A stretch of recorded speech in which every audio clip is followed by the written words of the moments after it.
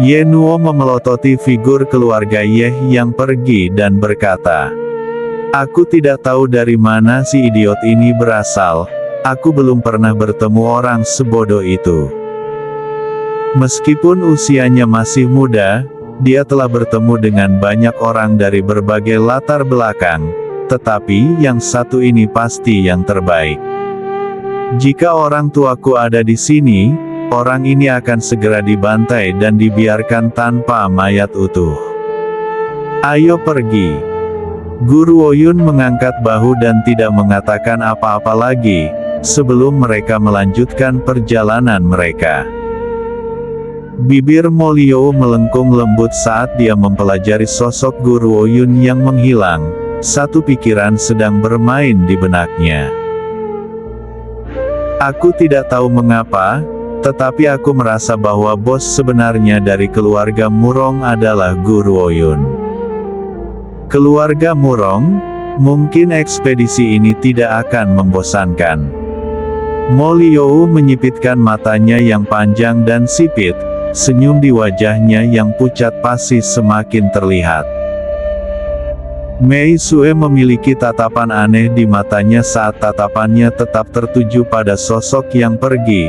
Sebuah kilatan kemudian melintas di matanya, sulit untuk menafsirkan pikirannya. "Ayo pergi."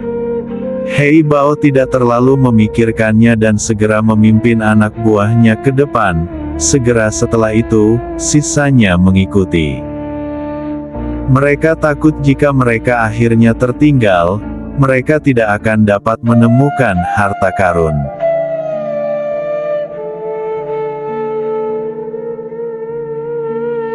Semua tenang di reruntuhan, sepanjang perjalanan panjang, yang bisa mereka dengar hanyalah langkah kaki mereka sendiri.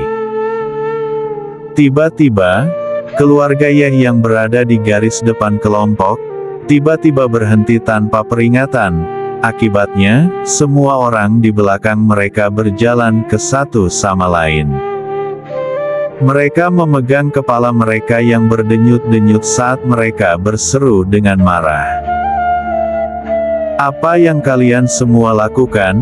Menyingkirlah jika kalian tidak ingin berjalan di depan, berhenti menghalangi jalan kami." Karena insiden sebelumnya yang disebabkan oleh Ye Ling, kebanyakan dari mereka sekarang memendam ketidaksukaan yang besar terhadap keluarga Ye. Oleh karena itu, mereka mengabaikan semua kesopanan dan mulai meneriaki mereka. Tepat ketika mereka akan menyusul keluarga Ye untuk memimpin, mereka menemukan pemandangan yang mengejutkan. Tubuh mereka bergetar tanpa henti saat pupil mereka menyusut menjadi titik-titik hitam, sebelum perlahan melebar lagi. "Raksasa? Tidak, ini tidak mungkin.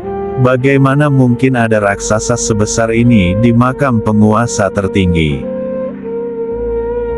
Pintu ke ruangan sebelah tingginya sekitar 10 meter, dan raksasa yang berdiri di depan pintu menutupinya sepenuhnya, hanya menyisakan celah kecil. Mata raksasa yang menakutkan dan haus darah menyebabkan semua orang yang hadir terkesiap. "Ini raksasa Tianfa? Kembali di zaman kuno, dia adalah yang paling kejam dari semua binatang spiritual. Dikatakan bahwa Tianfa bisa menelan setengah parit kota dalam satu suap." Memikirkan binatang jahat seperti itu membuat bulu kuduk berdiri. Tapi mengapa Tianfa, raksasa yang dianggap sudah lama menghilang, muncul di tempat seperti ini? Ekspresi Tuan Murong telah berubah menjadi bayangan yang sangat jelek. Meskipun dia tahu bahwa ekspedisi ini tidak akan mudah, dia tidak pernah berharap untuk berhadapan langsung dengan Tianfa, sang raksasa. Ini adalah binatang spiritual yang bahkan tertinggi bela diri akan sulit untuk mengatasi. Apa yang dilakukannya di tempat seperti ini? Sarjana itu mengerutkan kening dan dengan lembut melambaikan kipasnya. "Ada yang tidak beres. Binatang spiritual ini mungkin membuka matanya, tetapi dia tidak bangun. Ini berarti bahwa binatang spiritual ini sekarang tertidur lelap. Jika mereka cukup berhati-hati mungkin mereka bisa melewatinya melalui celah kecil itu. Tetapi jika mereka gagal raksasa itu akan terbangun dan semua orang yang hadir akan menghadapi kematian yang mengerikan. Dengan demikian haruskah mereka masuk atau mundur? Biarkan aku mencoba. Guru Woyun mengerutkan alisnya dan mengikuti reruntuhan melangkah lebih dekat dan lebih dekat ke arah raksasa. Dia tidak bisa menghilangkan perasaan bahwa ada sesuatu di dalam yang memanggilnya. Mungkin ini ada hubungannya dengan Qian Beiye, jadi apapun yang terjadi, aku tidak akan mundur. Jangan berpikir bahwa aku tidak tahu niatmu. Kamu ingin menjadi orang pertama yang memasuki pintu dan mengambil semua harta untuk dirimu sendiri. Aku tidak akan membiarkanmu melakukan itu. Raksasa ini memang menakutkan, tetapi dia tertidur. Aku percaya bahwa aku akan dapat memasuki ruangan itu tanpa membangunkannya. Ye Luo mengejek dengan dingin dan menyapu pandangan yang agak mencemooh ke arah Guru Woyun. Dia berbicara dengan jijik. Dia tampak seolah-olah telah melihat niat Guru Woyun. Ye Luo menatapnya dengan angkuh lalu berjalan menuju pintu besar. Berdasarkan sudut pandangnya, orang seperti Guru Woyun, yang menghargai kulitnya sendiri di atas segalanya, tidak akan pernah mempertaruhkan nyawanya sendiri. Karena dia telah bersedia untuk mencoba ini berarti bahwa raksasa ini bukanlah ancaman sama sekali. Sayangnya kali ini Ye Luo salah. Tidak baik. Ekspresi Guru Woyun berubah. Dia berani mempertaruhkan nyawanya karena pagoda ilahi kuno bisa menutupi aura di tubuhnya. Tapi Ye Luo berbeda. Tianfa memang dalam tidur nyenyak, tetapi begitu dia merasakan aura orang asing, dia akan terbangun. Namun Ye Luo pasti tidak akan mendengarkan peringatan Guru Woyun. Saat dia buru-buru bergegas menuju celah kecil di ambang pintu di sebelah tubuh besar Tianfa. Saat celah kecil itu semakin dekat dan semakin dekat dalam pandangannya, dia hampir bisa melihat harta tak terbatas dalam genggamannya. Wajahnya yang tua, berangsur-angsur dipenuhi dengan kegembiraan. Raungan yang mengamuk dan menghancurkan bumi meledak tepat di sebelahnya. Ini diikuti oleh kekuatan sombong yang bisa menghancurkan kota, menyebabkan tanah bergetar. Ye Luo melompat ketakutan dan menginjak kakinya dengan marah. Sial, apakah ayah dan anak dari keluarga Ye terlahir idiot? Apakah mereka mencoba membunuhku? Sialan, jika kamu ingin mati, matilah sendiri, jangan menyeretku bersamamu. Pada saat ini semua orang tampak sangat ketakutan. Mereka kemudian menyaksikan raksasa itu perlahan bangkit. Raksasa itu tingginya sekitar 10 meter. Kakinya dipersenjatai dengan deretan pisau tajam dan matanya sebesar panci kuningan besar. Di sebelahnya, bahkan pria tertinggi di dunia akan terlihat seperti semut. Raksasa itu mengeluarkan raungan keras lainnya dan reruntuhan itu bergetar karena besarnya semuanya. Orang-orang yang berdiri di depan kelompok itu dikirim terbang menyingkir sebelum terbanting keras ke tanah. Itu dia, kita sudah selesai sekarang. Sial, siapa yang mengizinkan para idiot dari keluarga Ye itu bergabung dengan ekspedisi kita? Mereka hampir menyebabkan kematianku. Wajah semua orang dalam kelompok itu sekarang pucat pasi. Beberapa dari mereka mengutuk dan bersumpah dengan keras. Jika bukan karena ayah dan anak idiot dari keluarga Ye, mereka tidak akan menemui banyak masalah. Ye Luo meludahkan seteguk darah, karena dia adalah orang yang paling dekat dengan raksasa. lukanya jauh lebih serius daripada orang lain, dapat diasumsikan bahwa organ vitalnya telah mengalami luka berat. Jika ini adalah situasi lain, dia pasti akan mendorong semua kesalahan ke Guru Oyun. Sayangnya seluruh tubuhnya sekarang dicekam ketakutan, dia sangat takut sehingga dia tidak bisa berbicara. Raksasa itu menggelengkan kepalanya yang besar dan berbalik dengan kaku, matanya yang besar tertuju pada Yehluo. Yehluo sekarang sangat ketakutan sehingga dia bahkan tidak berani bernapas, tubuhnya gemetar tanpa henti. Takut raksasa itu akan mendekatinya. Seorang pria. Saat Yehluo hendak mengencingi celananya, suara kasar dan vulgar Tianfa bergema di jalan pegunungan yang sunyi. Aku tidak ingin pria, aku ingin wanita. Sudah tidak menjadi rahasia umum bahwa selain melahap makanan, Tianfa si raksasa memiliki hobi lain, yaitu wanita. Tentu saja alasan mengapa dia menyukai wanita bukan karena penyimpangan umat manusia, itu karena bersanggama dengan wanita akan meningkatkan kekuatannya. Yehluo menghela nafas lega, dia kemudian mengalihkan pandangan ini dan menunjuk Guru Oyun. Ada seorang wanita, aku akan memberikan yang itu padamu. Kamu dapat menikmatinya dengan cara apapun yang kamu inginkan, itu tidak akan menjadi masalah bagiku. Yehluo, kamu.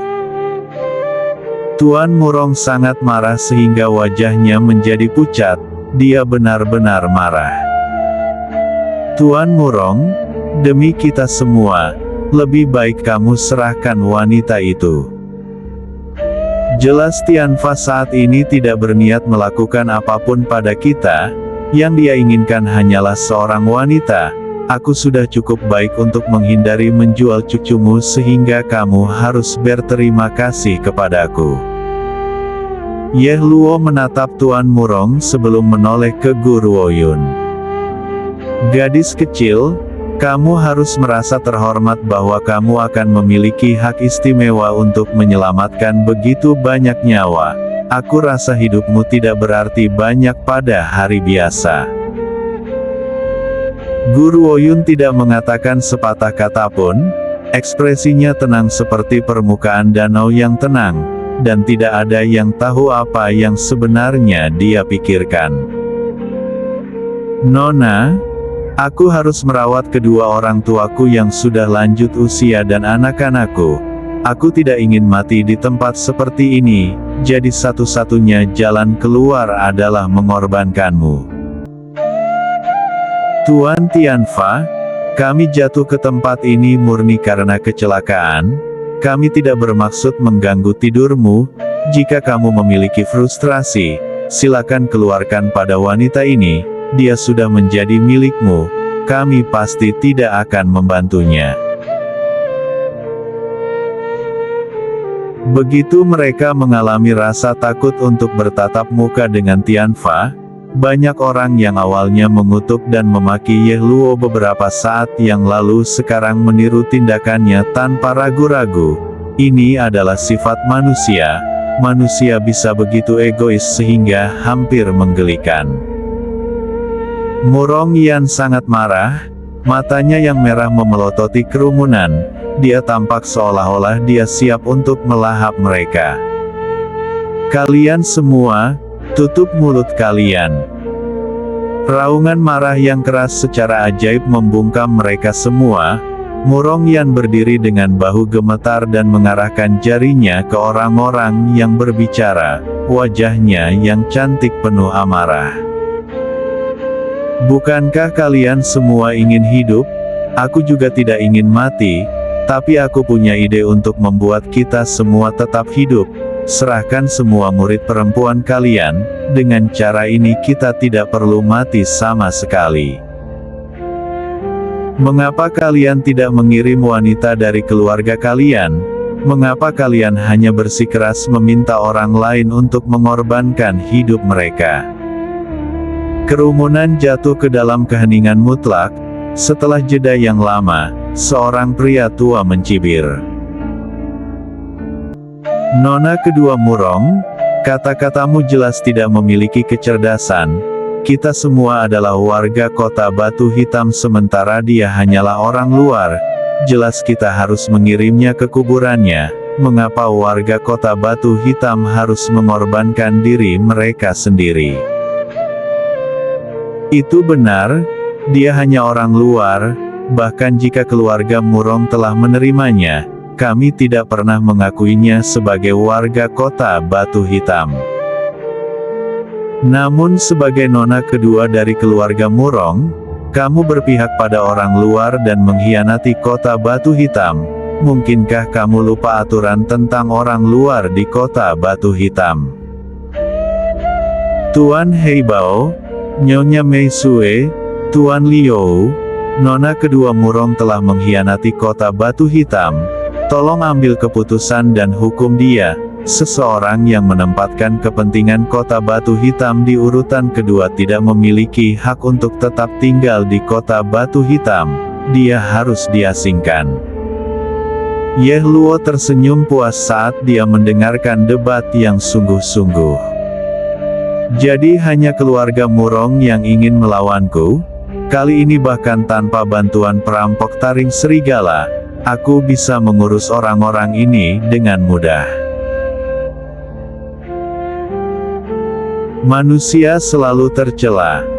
Tianfa si raksasa memelototi manusia lemah di depannya dengan dingin, matanya menakutkan dan jahat. Kalian semua telah mengganggu tidurku. Tak satu pun dari kalian akan diizinkan untuk melarikan diri. Para wanita akan diampuni sehingga aku perlahan-lahan dapat menikmati masing-masing dan setiap dari mereka. Adapun para pria, sekarang aku bisa menjadikan kalian semua penghuni perutku. Manusia selalu egois dan tercela. Ini juga mengapa aku selalu membenci mereka. Dari sudut pandangku, makhluk hidup seperti manusia harus diburu sampai punah dari daratan. Tianfa meraung marah sekali lagi memikirkan hal ini dan suaranya bergema di seluruh reruntuhan. Semua orang tampak benar-benar ngeri saat mereka melebarkan mata mereka. Murong Lin, ini semua salahmu. Jika kamu telah memberikan wanita itu kepada Tuan Tianfa sedikit lebih cepat, Tuan Tianfa tidak akan melampiaskan kemarahannya di kepala kita. Membahayakan kekuatan kota Batu Hitam demi orang luar, apa kamu bahkan manusia? Seorang pria marah karena ketakutan berteriak gila-gilaan pada Tuan Murong. Baginya kemarahan Tuan Tianfa terhadap mereka semua karena keraguan-raguan orang tua itu. Ekspresi Tuan Murong sangat jelek sekarang, matanya yang tajam menyapu setiap wajah di kerumunan, tetapi dia tidak punya waktu untuk berbicara dengan kelompok itu. Dia mengarahkan pandangan waspadanya ke arah Tianfa sang raksasa. Tianfa memang kuat dan kita bukan tandingannya, tetapi jika kita bekerja sama, kita mungkin memiliki peluang untuk bertahan hidup. Kesempatan untuk bertahan hidup, Pak Tua Murong, kamu pasti bercanda. Seorang lelaki tua berseru dengan gigi terkatup, matanya benar-benar merah. Siapapun yang tidak menyadari situasinya akan berpikir bahwa Tuan Murong telah menyerbu kuburan leluhurnya dan mengambil menantu perempuannya. Berapa banyak kebencian yang perlu dirasakan seseorang untuk melihat lawan mereka dengan mata seperti itu. Tianfa si raksasa adalah binatang yang merepotkan bahkan untuk tertinggi bela diri. Kamu berani mengklaim bahwa kita memiliki kesempatan untuk bertahan hidup. Kita tidak akan bisa melarikan diri di bawah ancamannya. Kita bahkan tidak akan memiliki kesempatan untuk membalas di bawah pelecehan tiraninya. Jika bukan karena keengganan keluarga Murong untuk berkorban, kita tidak akan membuat marah Tianfa. Itu benar Muronglin, ini tidak akan pernah terjadi jika bukan karena keraguan-raguan keluarga Murong dalam memberikan wanita itu lebih awal. Anggota kerumunan menimpali satu demi satu dan menempatkan semua kesalahan pada kepala anggota keluarga Murong. Ekspresi Tuan Murong semakin buruk dari detik ke detik, dia mengepalkan tinjunya begitu erat sehingga mereka gemetar. Jika Tianfa tidak memperhatikan mereka semua seperti harimau yang sedang mengawasi mangsanya, dia pasti sudah menghajar mereka semua sekarang. Tianfa tidak melakukan satu gerakan pun sejak awal, matanya yang menakutkan menatap manusia kecil dengan minat, seolah-olah dia sedang menonton sekelompok badut yang melompat. Manusia selalu seperti ini. Mereka tidak akan pernah ragu untuk menjual jenis mereka sendiri demi kelangsungan hidup. Yang terpenting aku sangat suka menonton adegan seperti ini, terutama karena mereka semua memperebutkan hal-hal sepele saat berada di luar pintu kematian. Menarik, ini benar-benar menarik. Setelah tertidur lelap selama bertahun-tahun, sudah lama sekali sejak aku mengalami aliran adrenalin menyiksa manusia seperti ini. Bagaimana dengan ini? Aku akan memberi kalian semua satu kesempatan untuk bertahan hidup. Suara keras Tianfa seperti suara guntur yang bergemuruh, dan pesannya tiba seperti sambaran petir di telinga mereka.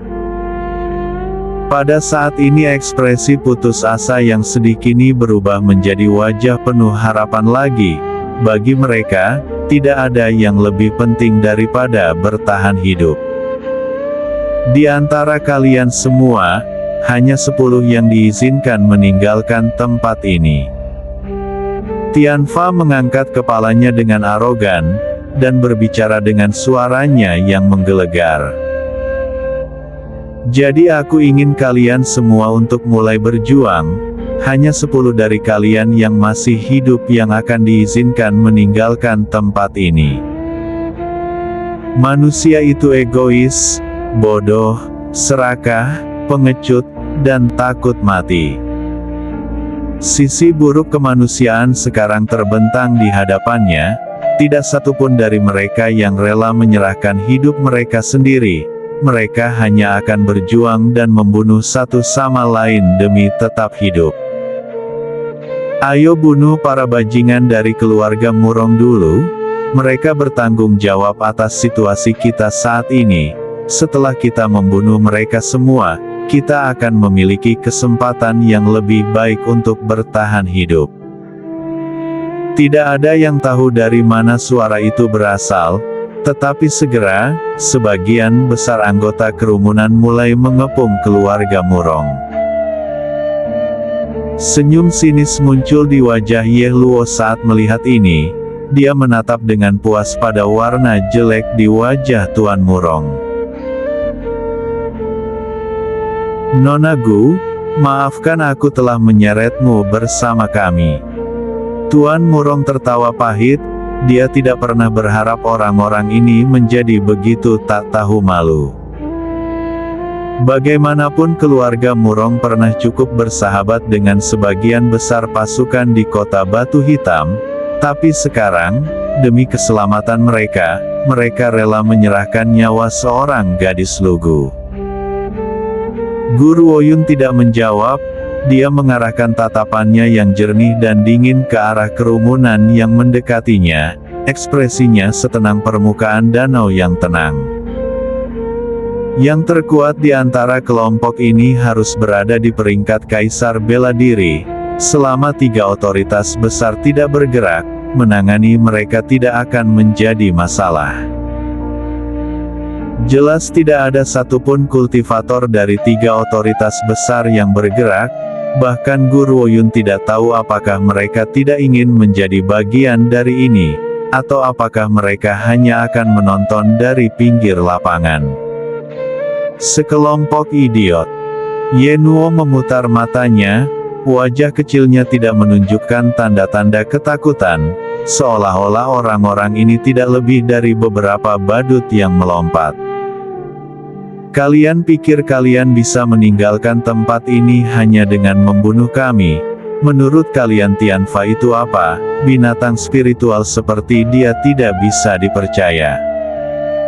Dia hanya ingin menyaksikan manusia saling membunuh tanpa ampun.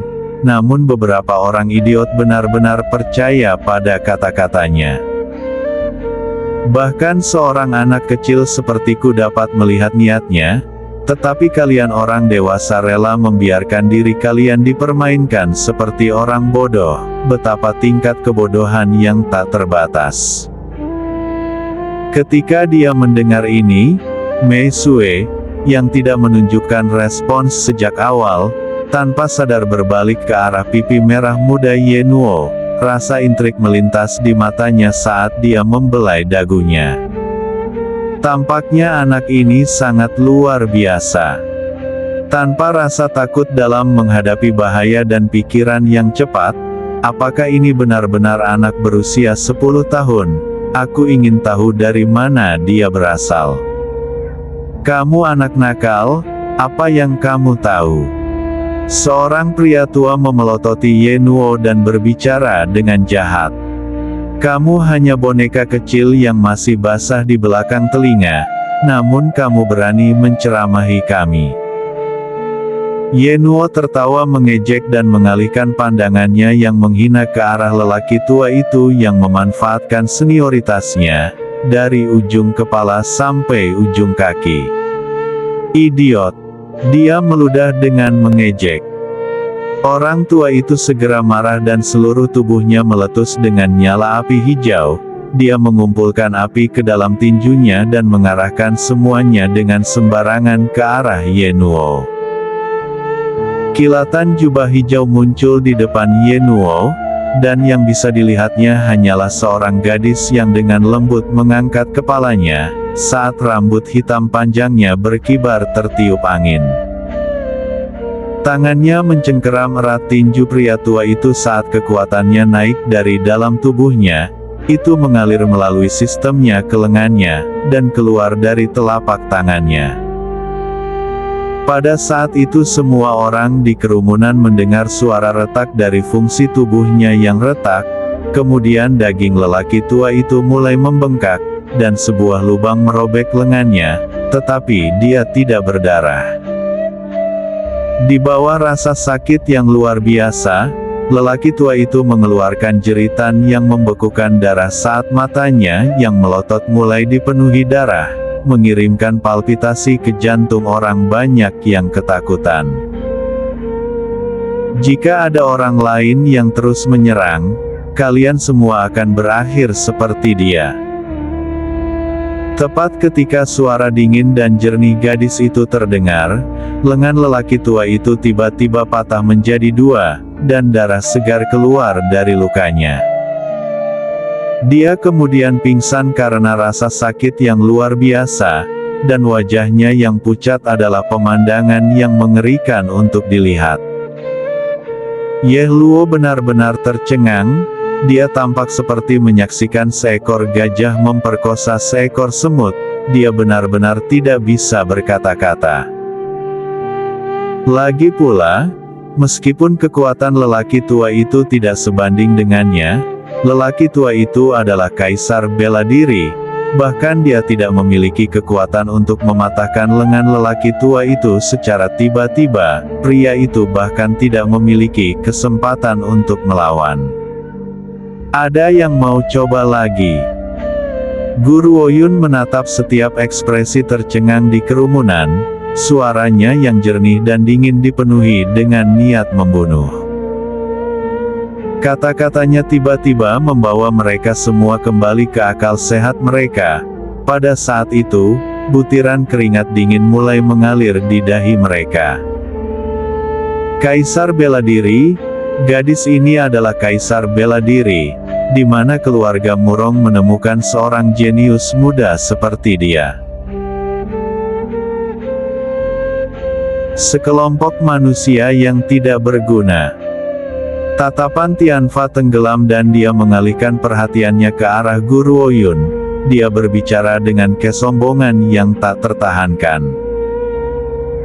Manusia, aku bermaksud untuk menyelamatkan hidupmu dan menjadikanmu wanitaku sehingga kamu akan berkontribusi pada kultivasiku. Namun tindakanmu telah membuatku marah. Aku akan membunuhmu dulu lalu aku akan membuat mereka saling membantai. Lagi pula ada wanita lain di sini, aku belum tentu membutuhkannya. Wanita ini juga telah melanggar aturan mainku, jadi itu artinya dia harus mati. Tianfa akhirnya bergerak, tanah bergetar dengan setiap langkah yang dia ambil, seolah-olah sebuah gunung besar telah jatuh dari surga, menabrak tanah dengan keras. Pengawal Gu Yenuo menggenggam tangan Gu Ruoyun dengan erat, dia yang tidak terpengaruh ketika orang banyak mengelilinginya, tidak dicekam rasa takut. Matanya yang keras kepala dan berkilauan melesat ke kiri dan ke kanan, sepertinya dia berusaha sangat keras untuk memikirkan ide untuk mengalahkan Tianfa sang raksasa. Gadis manusia, kamu telah menyinggungku. Kamu akan menjadi yang pertama mati.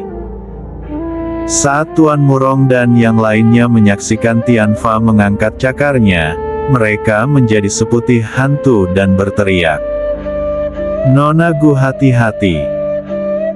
Dengan lambaian kaki, kekuatan semata dari satu gerakan itu menciptakan angin yang membuat mereka semua berputar dan menabrak ke samping. Ketika mereka mengangkat kepala, cakar yang lebih besar dari gunung sudah berada di depan wajah Gu Ruoyun. Semua orang percaya bahwa dengan satu pukulan itu, Gu Ruoyun pasti akan kehilangan nyawanya. Oleh karena itu, Ye Luo tersenyum. Senyumnya tampak jauh lebih bahagia daripada yang lain, saat matanya dipenuhi dengan kedengkian dan kekejaman. Siapapun yang tidak tahu lebih baik, akan berasumsi bahwa Gu Ruoyun telah membunuh istri dan putrinya. Mati, setelah kamu mati, putra dan cucuku akan membalas dendam. Orang sepertimu tidak berhak dibiarkan hidup di bumi ini. Ye Luo tertawa keras memikirkannya, dia benar-benar melupakan pertemuannya yang menakutkan dengan Tianfa. Yang dia tahu hanyalah bahwa hal yang paling dia harapkan akhirnya akan terjadi, dia akan mati. Sebelum Ye Luo bisa berhenti tertawa, dia mendengar suara dingin dan arogan yang menembus kehampaan, memotong tawanya. "Oh Tianfa kecil, siapa yang memberimu nyali untuk datang ke sini dan menghujani pelecehan tirani?" Gelombang paksaan yang kuat meletus dari udara tipis dan menyebabkan kaki Tianfa berhenti tiba-tiba di kepala Gu Ruoyun. Tianfa tampak seperti telah melihat sesuatu yang benar-benar menakutkan. Seluruh tubuhnya mundur, dia kemudian menutupi kepalanya dengan dua cakar dan meringkuk saat tubuhnya yang besar bergetar tanpa henti. "Tidak, jangan bunuh aku, jangan bunuh aku. Mengapa? Mengapa pria itu ada di sini, dan dia bersama seorang gadis manusia ini? Kecuali aku salah, gadis ini adalah tuan pria itu?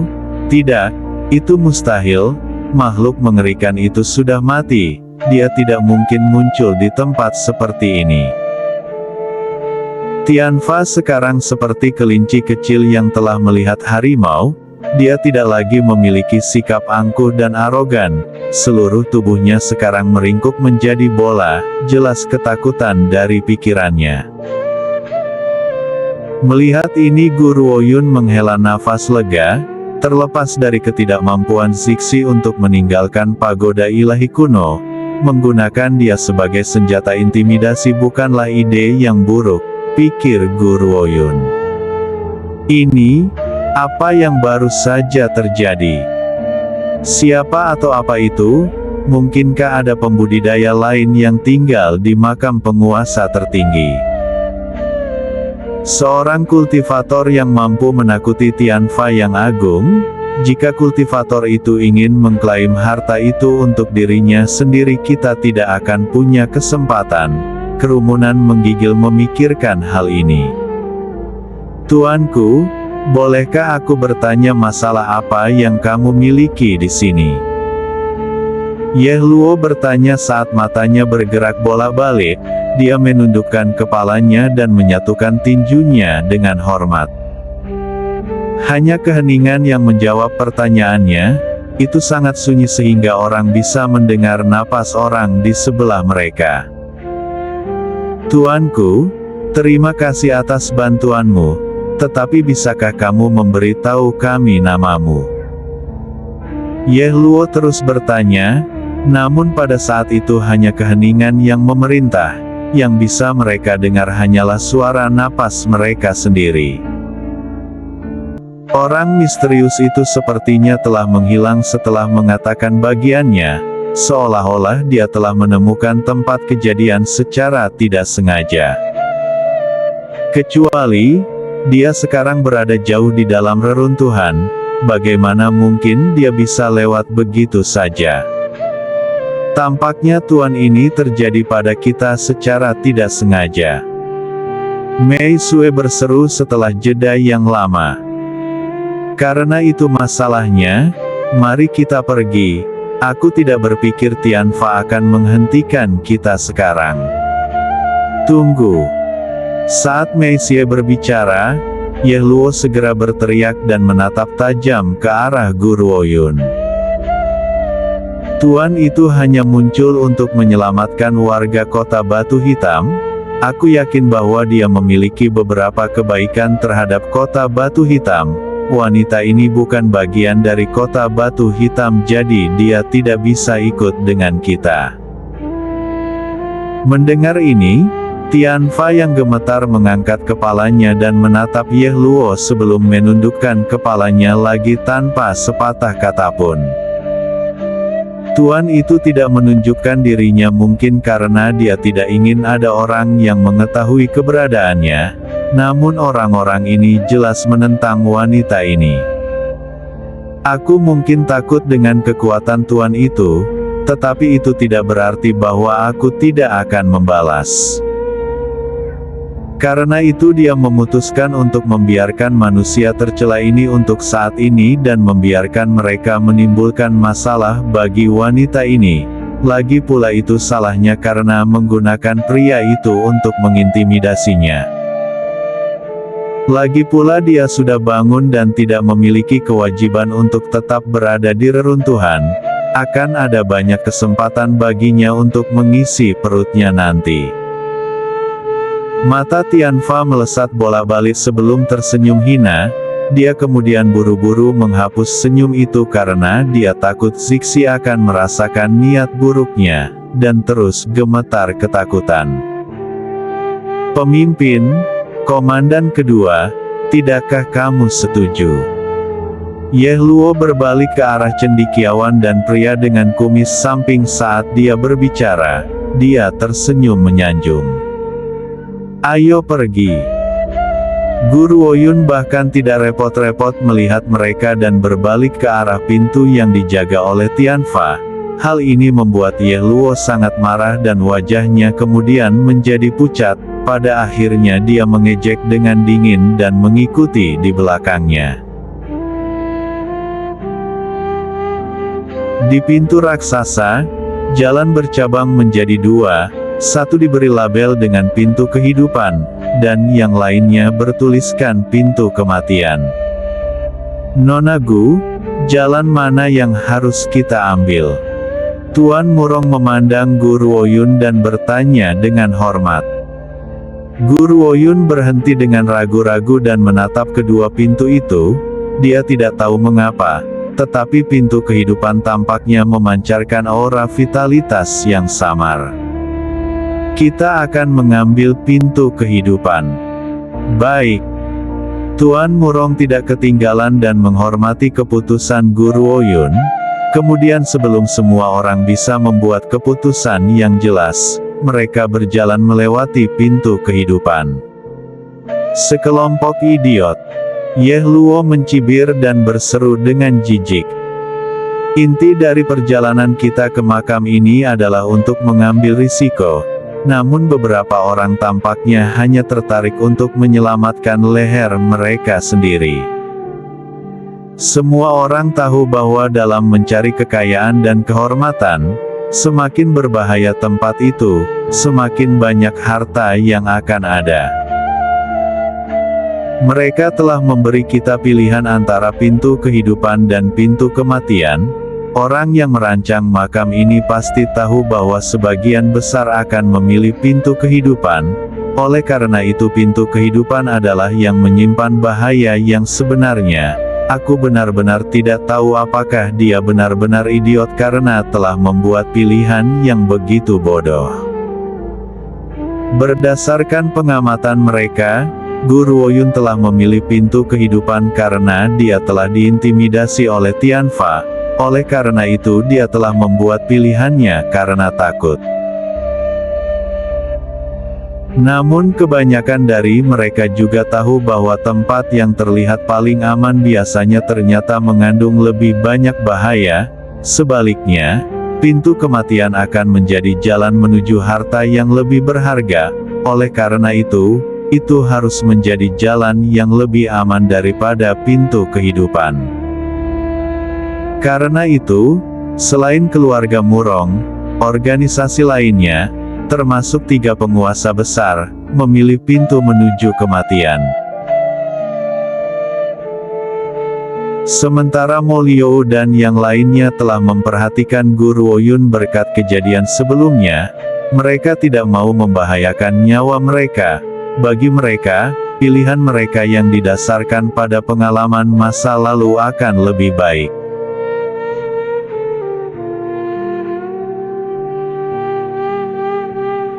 Pintu kehidupan adalah nama yang benar-benar tepat.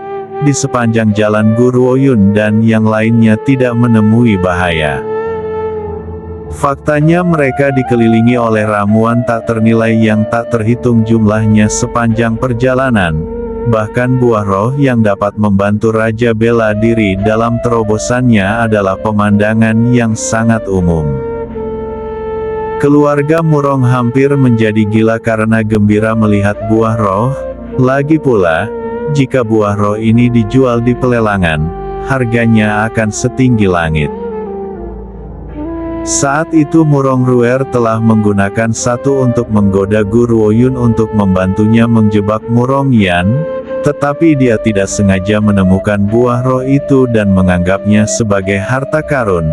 Dia tidak pernah tahan membiarkan siapapun melihatnya, jadi Anda bisa menebak betapa berharganya buah roh itu. Tapi di sini buah roh sama biasanya dengan jamur. Bahkan Tuan Murong menyeringai dari telinga ke telinga.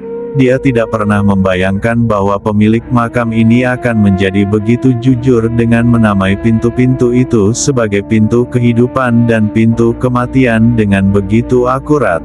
Dia tidak melakukan trik sama sekali. Aku ingin tahu apakah lelaki tua itu, Ye Luo, akan mati karena marah jika dia tahu tentang ini. Dengan buah roh ini kekuatan keluarga Murong akan ditingkatkan lebih dari 1 tingkat, kekuatan mereka akan menjadi 2 kali lipat. Di tengah kegembiraan mereka, kelompok itu akhirnya mengakhiri perjalanan mereka. Tentu saja, kali ini penghasilan Guru Woyun tidak sedikit, ini benar-benar membuatnya merasa sangat puas. Pengawal Gu, kamu tidak berencana membunuh orang-orang itu. Di sepanjang perjalanan, Ye Nuo terus-menerus mengomel di telinga Guru Woyun. Orang-orang itu sebenarnya tidak cukup berterima kasih dan mencoba menyakiti kami, dan memunggungi pengawal Gu untuk mengatakan bahwa dia bukan warga kota Batu Hitam. Mereka benar-benar lupa bahwa ketika kita pertama kali menginjakkan kaki ke reruntuhan, itu adalah peringatan pengawal Gu yang menyelamatkan kita semua dari kematian dalam ledakan. Oleh karena itu, semakin Ye Nuo memikirkannya, Semakin dia merasa marah, dia sangat ingin menghancurkan tulang mereka menjadi debu. Guru Woyun mengangkat bahunya dan menjawab dengan suara yang mencerminkan langit cerah tanpa awan. Perjalanan kita masih panjang untuk ekspedisi ini, bahkan aku tidak berani menjamin bahwa aku akan dapat melihat bahaya di depan tepat waktu. Dengan semua orang di sini, kita bisa menggunakannya sebagai umpan meriam. Itu benar, jika bukan karena bahaya yang ada di depan, Guru Woyun tidak akan pernah melepaskannya dengan mudah. Ye Nuo memutar matanya. Pengawal Gu, aku benar-benar kasihan padamu sekarang. Bagaimana kamu bisa bertemu dengan orang-orang dengan kualitas luar biasa seperti itu? Aku sendiri tidak tahu. Guru Woyun tersenyum putus asa, dia tidak pernah berniat memprovokasi siapapun, namun beberapa orang tampaknya ingin memprovokasi dia. Tepat ketika keduanya berada di tengah diskusi mereka, kelompok yang telah memasuki pintu kematian akhirnya muncul. Sial, pintu kematian ini ternyata berisi begitu banyak binatang buas yang menakutkan. Kita hampir tidak berhasil keluar hidup-hidup, yang terpenting kita tidak berhasil menemukan harta karun sama sekali. Saat mereka berbicara, Guru Woyun dan yang lainnya menoleh untuk melihat sekelompok besar yang tampak menyesal melangkah keluar dari pintu menuju kematian. Rombongan itu berlumuran darah dengan rambut acak-acakan, bahkan ada yang penuh dengan bekas luka. Bahkan 3 otoritas besar telah menderita banyak luka, cukup jelas bahwa mereka telah mengalami pertempuran yang mengerikan.